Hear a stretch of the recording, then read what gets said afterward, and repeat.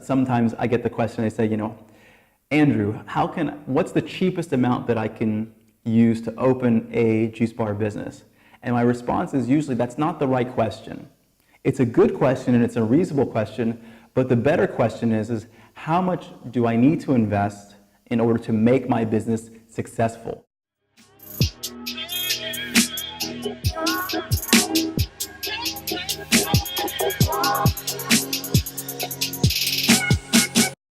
Hey guys, Andrew McFarlane here from StartAJuiceBar.com. Hope you're feeling amazing. And today, as the title of the video says, I want to talk about how much money is too much to invest in a juice bar business. One of our clients that we have been working with for quite a bit of time now, a number of months, helping them from the beginning to the end, just invested over $250,000 US dollars starting their juice bar business. And now I know that a lot of you out there are curious about how much money you should invest and how much is maybe too little, how much is too much. And so I just want to have this conversation to put some things into context in terms of how you were actually thinking about building and growing your business. Now, as you may have heard me talk about in other videos, if this is not the first video that you're watching, depending on a lot of situations and circumstances that you find yourself in when it comes to negotiating your lease in your juice bar, or the kinds of equipment that you're going to use, or the condition of the space that you're finding, how big it is, etc.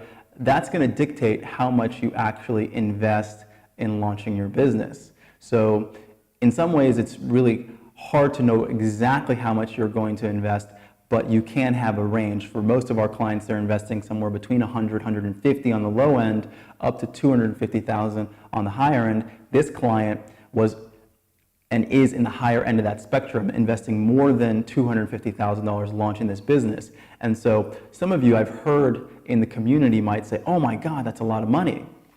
But I want to put some things in perspective. Right? Because if you were to hypothetically find a house that you were going to buy, and you found a house and it was $250,000, would you say that that's a lot of money? Most people would say no, depending on where you're from. If you're from the United States, the average house in the US is probably about that range, probably about $250,000. So in some environments, you'd probably say, no, that's not a lot of money, that's about average. But the thing is if you're going to, let's say, even use that house as an investment in real estate, how much money is that $250,000 investment going to actually make you? Right? The amount of income, which we'd say the return on the investment in a juice bar, for that same $250,000, if your business goes well, is going to be significantly, you would make what you would potentially make in a year on that house, and probably not even in a year, but maybe let's just for the sake of the conversation, in a year, you could potentially make that in 1 month with a juice bar business.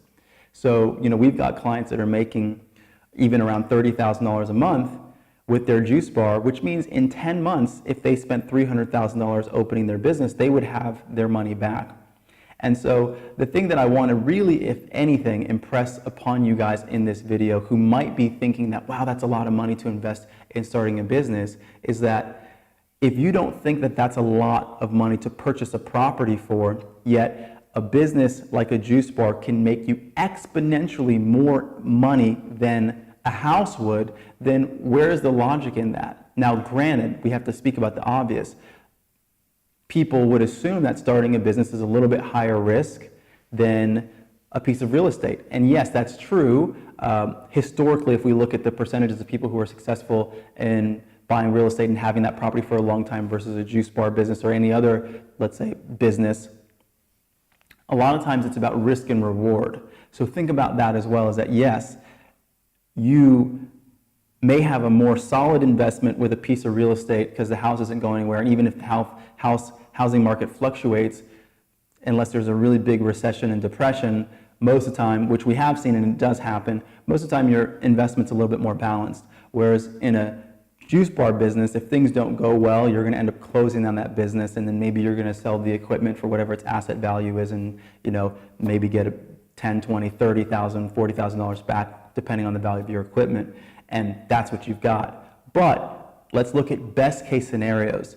In both situations, in a best case scenario, investing $250,000 starting a juice bar business or more is going to have an exponentially higher return. There's almost no situation where a $250,000 piece of real estate is going to make you as much money or more money than a $250,000 investment in a juice bar business. And once again, this is assuming two of best case scenarios, comparing them side by side, right? So that's what I'm looking at. And so I just want to say this because I want you guys to have that in your perspective and go, oh, actually, I'm building an asset that I can sell, but that also is going to give me potentially $10,000, $20,000, $30,000 a month, maybe more depending on the environment that you're in net income, whereas a piece of real estate wouldn't do that. So why is it that I might believe that buying a house for that amount is a small amount of money, whereas starting a business for that amount is a lot of money? It's usually because starting a business is unfamiliar to you and it feels a lot riskier. And when you get more experience, you realize that it's not as risky.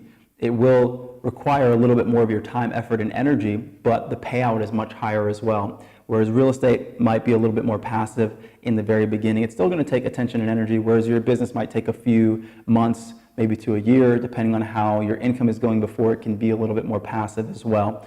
And so hopefully this shifts your mind and opens the way that you're thinking about investing in your business. Because I always tell people, sometimes I get the question, they say, Andrew, what's the cheapest amount that I can use to open a juice bar business?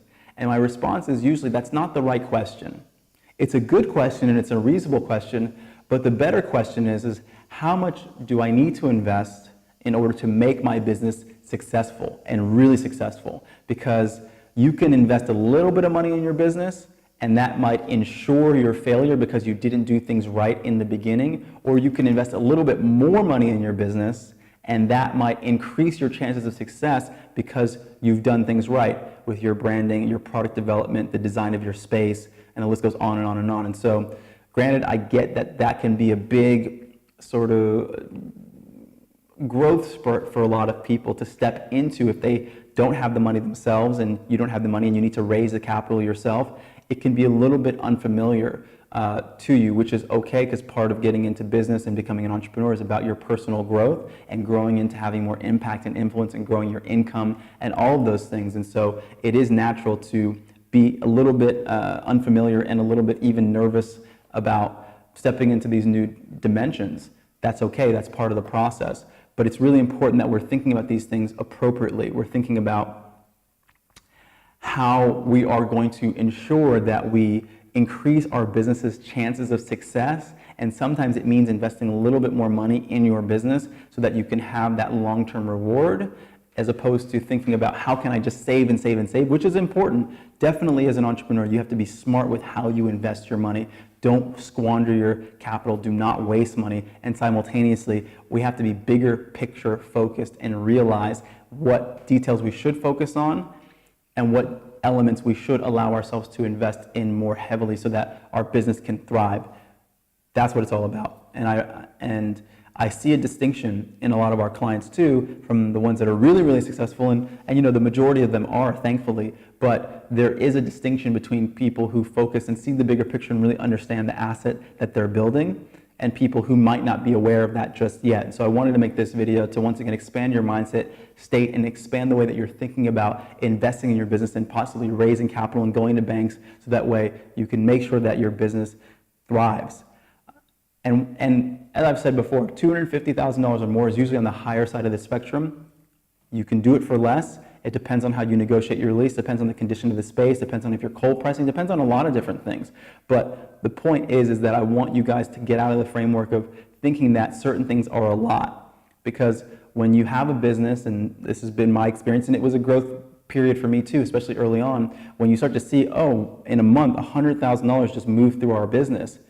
Wow, that's a new paradigm to live within when maybe you haven't experienced making that much money in a year. I don't know what your personal situation is, but maybe that's been a lot, or maybe it takes you 6 months to make that kind of money. But if you see that move through your business in a month, everything changes. And so part of growing as a business owner and an entrepreneur is really to tap into new thresholds of how you relate to money, how you relate to scale, how you relate to what is big and what is little. the last thing that I'll say is everything that you do in your business should be an investment. And things are only as cheap or as expensive as the amount of money that they're going to make you. So don't think about, my rent is a lot. I'm looking at this piece of property. It's a really, really great location, and I can probably do really, really well there. But the rent's $5,000 a month. That's a lot. Or it's $10,000 a month. That's a lot. Don't think about it in isolation. It's always about how much it's going to make you. And the same thing too when it comes to investing in your business. Oh, I'm going to invest $150,000 or $250,000. That's a lot. The question is, how much is that going to potentially make you? Now, you don't know the answer to that because none of us are, I'm assuming none of us are psychic and can tell the future, but it's important to realize that sometimes investing a little bit more in your business is going to help you really, really thrive long term. And that's where you have to be mature in your mindset as an entrepreneur to understand that specifically. So I hope this helps. If you guys like the video, press the like button. If you're not subscribed to the channel, I invite you to subscribe. Questions or comments, put it in the comment box below, and follow us on Instagram. And then also, if you're not following and listening to our podcast, Juice Bar Experts podcast on iTunes, check us out there. See you at the next video.